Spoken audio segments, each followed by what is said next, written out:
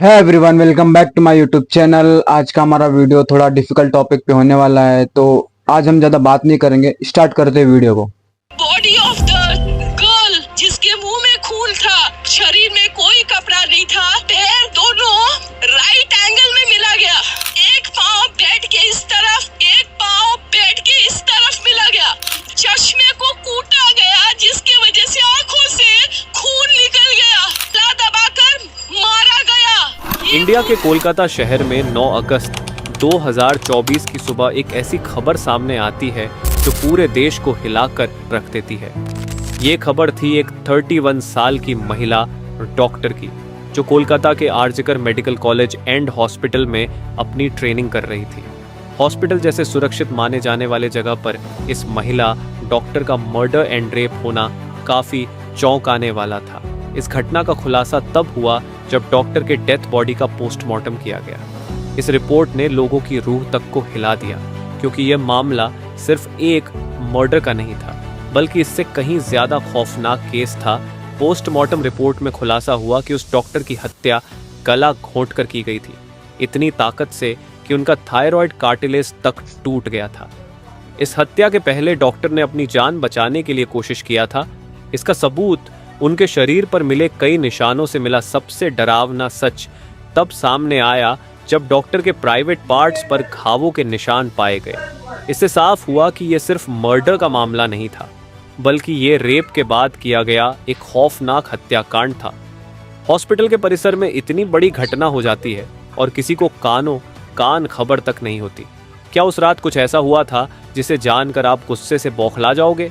क्या वहां कोई और था जिसने इस क्रूर घटना को अंजाम दिया? और अगर था तो आखिर कौन था? इन्हीं सवालों के जवाब खोजते हुए हम आज की इस वीडियो में आपको बताएंगे कि आखिर क्या हुआ था उस रात इस मेडिकल कॉलेज के शांत माने जाने वाले परिसर में। जब आपको सच का सामना होगा तो यकीन मानिए आपके भी रोंगटे खड़े हो जाएंगे। Guys, before starting this video let me tell you कि मैं यहाँ पर उन फीमेल डॉक्टर को श्रुति नाम से रेफर करने वाला हूँ, एंड ये उनका रियल नेम नहीं है, सो कंफ्यूज मत होना। श्रुति एक जूनियर डॉक्टर जो कि कोलकाता के RG Kar medical college and hospital से अपनी डॉक्टर की ट्रेनिंग ले रही थी 8 अगस्त। डॉक्टर को ऐसा नहीं होना चाहिए यार। और दिन की तरह श्रुति अपनी नाइट शिफ्ट पर होती है और वह अपनी जॉब कर रही होती है। तभी रात के 11 बजे उन्हें अपनी मदर का फोन आता है, जैसे कि हर दिन आता था, क्योंकि पेरेंट्स को तो अपने बच्चों की चिंता हमेशा होती है। श्रुति की मदर उनसे पूछती है कि क्या तुमने खाना खा लिया और तबीयत वगैरह तो ठीक है तुम्हारी? जिसके रिप्लाई में श्रुति बोलती है कि उनकी तबीयत एकदम ठीक है और वो बस अभी कुछ पेशेंट्स को देखने जा रही है, जिसके बाद वो अपने कलीग्स के साथ बैठकर खाना खाएंगे। अपनी मदर से बात करने के बाद श्रुति पेशेंट्स को देखने राउंड पर निकल जाती है। सारे पेशेंट्स को देखने में और अपना काम खत्म करने में श्रुति को रात के 2 बज जाते हैं, जिसके बाद वो अपने कलीग्स के साथ जाकर हॉस्पिटल कैंटीन में ही बैठ जाते हैं, जहां मिलकर ये लोग अपना खाना भी खाते हैं और साथ साथ थोड़ी बातें भी करते हैं। खाना खाते खाते और बात करते हुए रात के 3 बज जाते हैं और इस वक्त श्रुति थोड़ी थकान सी फील कर रही होती है, तो वो अपनी थकान दूर करने के लिए इस हॉस्पिटल के 4th फ्लोर में बने सेमिनार हॉल में जाकर रेस्ट करने लगती है। श्रुति के रेस्ट करते करते सुबह के 7:30 बज जाते हैं, पर वो तब भी इस सेमिनार हॉल से बाहर नहीं आती, जो कि काफी ज्यादा अनयूजुअल था, क्योंकि श्रुति कभी भी आधे 1 घंटे से ज्यादा का ब्रेक नहीं लेती थी। हॉस्पिटल का एक वर्कर जो कि सुबह की शिफ्ट स्टार्ट होने से पहले हॉस्पिटल के सारे रूम्स को चेक कर रहा होता है, और वो ऐसे ही सारे रूम्स को चेक करते हुए इस सेमिनार हॉल की तरफ आता है। जैसे ही वो सेमिनार हॉल के बाहर आकर उसका गेट खोलता है, उसकी आंखों के सामने होता है एक भयानक नजारा, जिसे देखकर वो बहुत जोर से चीख पड़ता है। इस वर्कर की चीख सुनकर आसपास के लोग वहां इकट्ठा होने लगते हैं और देखते हैं कि सेमिनार हॉल के अंदर श्रुति की बॉडी बिना कपड़ों के पड़ी हुई है और उसके बॉडी पर कुछ ब्लड के निशान भी हैं। यहाँ खड़े सब लोगों के लिए ये एक ट्रामा से कम नहीं था, स्पेशली दूसरी फीमेल डॉक्टर्स एंड वर्कर्स के लिए, क्योंकि उन्होंने अपनी आंखों के सामने ऐसा नज़ारा पहली बार देखा था। वो भी हॉस्पिटल प्रेमिसेस के अंदर श्रुति की बॉडी को देखकर आसपास खड़े सारे लोग उसे एक स्ट्रेचर पर लेटते हैं और इमरजेंसी रूम में लेकर जाते हैं ताकि डॉक्टर्स उसकी कुछ हेल्प कर सकें। काफ़ी देर तक डॉक्टर्स के स्ट्रगल करने के बाद भी एट द एंड श्रुति कुछ घंटों के बाद अपना दम तोड़ देती है। हॉस्पिटल में बेचारी कुछ लोग थे कैसी जो कि तड़पी होगी यार। एंड रेप केस को एक नॉर्मल केस जैसा दिखाने की कोशिश कर रहे थे, जस्ट बिकॉज कि वो इस हॉस्पिटल का नाम बचा सके। बट जब पोस्टमार्टम रिपोर्ट्स आती हैं तो सब दूध का दूध और पानी का पानी हो जाता है। इन रिपोर्ट से साफ साफ पता चल जाता है कि श्रुति के साथ किसी ने जबरदस्ती गलत हरकत करने की कोशिश करी, और जब वो इस इंसान से अपने आप को बचाने लगी तो उसने उसका गला घोंट बाप दिया, रे। इवन उसे बहुत बुरी तरीके से मारा भी और फिर उसका रेप भी किया। ये सारे प्रूफ मिलने के बाद ये केस पुलिस को हैंड ओवर कर दिया जाता है एंड पुलिस वाले इस क्रिमिनल को पकड़ने के लिए लग जाते हैं। सबसे पहले पुलिस उस क्राइम सीन पर ही छानबीन करती है जहां ये सब हुआ था। किस्मत से पुलिस वालों को वहां पर श्रुति के कुछ नेल्स एंड ब्लड सैंपल्स मिलते हैं और साथ ही एक ब्लूटूथ नेक बैंड। ये केस शायद और भी जल्दी सॉल्व हो जाता अगर उस फ्लोर पर सीसीटीवी कैमरा होते तो। बट बदकिस्मती से इस सेमिनार रूम के अंदर या इसके आसपास कोई सीसीटीवी कैमरा नहीं थे, लेकिन जिस रास्ते से इस फ्लोर पर एंटर करा जाता था वहां पर कुछ सीसीटीवी कैमरा थे। पुलिस वाले इन सीसीटीवी कैमरा में सुबह के 3 बजे से 8 बजे के बीच की रिकॉर्डिंग चेक करते हैं कि इतने टाइम के बीच कितने लोग इस फ्लोर पर आए और गए थे। इन सीसीटीवी फुटेजेस को चेक करने के बाद ये पता चलता है कि टोटल 6 लोग इस फ्लोर पर आए और गए थे। ये पता लगने के बाद पुलिस वाले एक एक करके इन 6 लोगों को पूछताछ के लिए बुलाते हैं कि वो लोग वहां पर उस टाइम क्या कर रहे थे।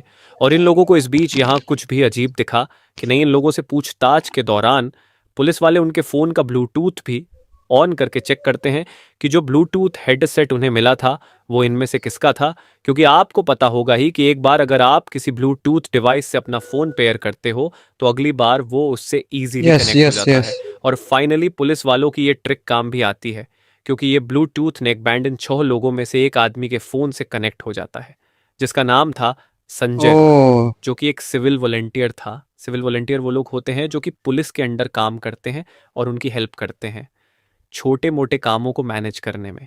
लाइक आपने बहुत सारे फेस्टिवल्स अनऑथराइज्ड पार्किंग या भीड़ भाड़ वाले एरिया में देखा होगा कि कुछ ब्लू कलर की यूनिफॉर्म्स पहनकर ऑफिसर्स खड़े यस रहते हैं, यस जिनका काम होता है कि विदाउट एनी रीजन कहीं पर भी ज्यादा क्राउड इकट्ठा यस। ना हो। तो अब पुलिस वालों को अपना पहला कातिल मिल चुका था, जिसके फाइनली बाद वो संजय गुनहगार मिल रॉय गया से भाई। और गुस्से से पेश आने लगते हैं। बट संजय पुलिस वालों की किसी बात का भी जवाब नहीं दे रहा होता, क्योंकि वो काफी ज्यादा नशे की हालत में था। इस बीच पुलिस वाले संजय का फोन भी चेक करते हैं, जिसमें उन्हें भर भर के पोर्नोग्राफिक कंटेंट मिलता बाप है, रे। जिससे उनका शक यकीन में बदल चुका था कि संजय ही श्रुति के मर्डर का मेन कल्प्रीट है। इसके बाद पुलिस वाले संजय रॉय को और ज्यादा डराने लगते हैं एंड फाइनली वो डर कर अपना गुनाह कबूल भी कर लेता है ओ कि उसने ही श्रुति को मारा है और उसका रेप किया है।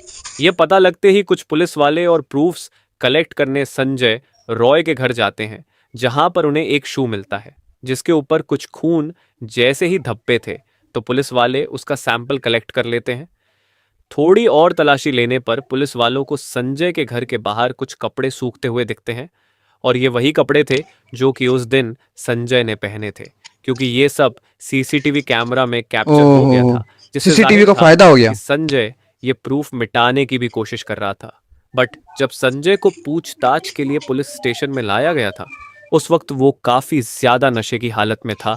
तो क्या वो ये सब बस इसलिए कर रहा था ताकि उसे कम सजा मिले, जस्ट बिकॉज वो उस वक्त नशे में था?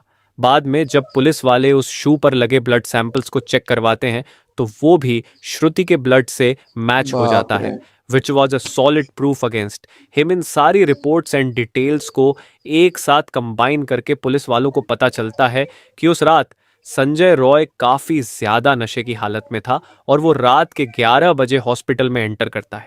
संजय अक्सर उस हॉस्पिटल में नाइट शिफ्ट किया करता था, तो उसे यहाँ की काफी अच्छी नॉलेज भी थी कि कहाँ पर कैमरा है और कहाँ पर नहीं। काम तो करने वो वाले लोग को पता आराम तो से होता इस ही है यार। हॉस्पिटल के 4th फ्लोर पर जाकर बैठ जाता है, क्योंकि वो नहीं चाहता था कि कोई उसे ज्यादा नशे की हालत में देखे, वरना वो अपनी जॉब से हाथ धो सकता था। 4th फ्लोर पर आते ही वो अपना आराम से सो जाता है। जब उसकी आंख खुलती है तब तक सुबह के 3 बज चुके थे। तभी संजय की नजर श्रुति पर पड़ती है, जो कि रेस्ट करने सेमिनार हॉल में जा रही थी। श्रुति को अकेला देखकर संजय के इरादे बिगड़ने लगते हैं। वो पहले काफी देर तक इस फ्लोर के चक्कर लगाने लगता है, ये कंफर्म करने के लिए कि कोई यहाँ पर ज्यादा आ तो नहीं रहा। जब उसे लगता है कि हाँ उसका रास्ता साफ है, तो वो 4 बजे सेमिनार हॉल के अंदर एंटर करता है और फिर वहां से 4:45 पर बाहर आता है। इन 45 मिनट्स तक श्रुति के साथ इस आदमी ने क्या क्या किया होगा और वो कितने पेन से बहुत गुजरी बुरी हालत होगी, है यार। ये सोचकर ही किसी का भी दिल सहम जाए। ऐसे लोग को जिंदा नहीं छोड़ना स्पेशली श्रुति चाहिए। के पेरेंट्स जिन्होंने इतनी उम्मीद से और सैक्रिफाइसेस करके किसी की तो अपनी बहन बच्ची को बेटी यार डॉक्टर वो। बनने भेजा था, एंड श्रुति अपने पेरेंट्स की अकेली बेटी थी, तो उनके लिए तो ये किसी सदमे से कम बात तो नहीं सही है होगा। यार। एंड गाइस, ये केस अभी भी क्लोज नहीं हुआ है और 23 अगस्त तक संजय राय को कस्टडी में रखा जाएगा। इस कातिल इंसान के साथ क्या होना चाहिए आप कमेंट में ज़रूर बताना, और इस केस रिलेटेड जानकारी देखने के लिए चैनल सब्सक्राइब करें। Thank you. इसके ऊपर आपकी क्या राय है हमें कमेंट में बताना। हम मिलते हैं नेक्स्ट टॉपिक पे।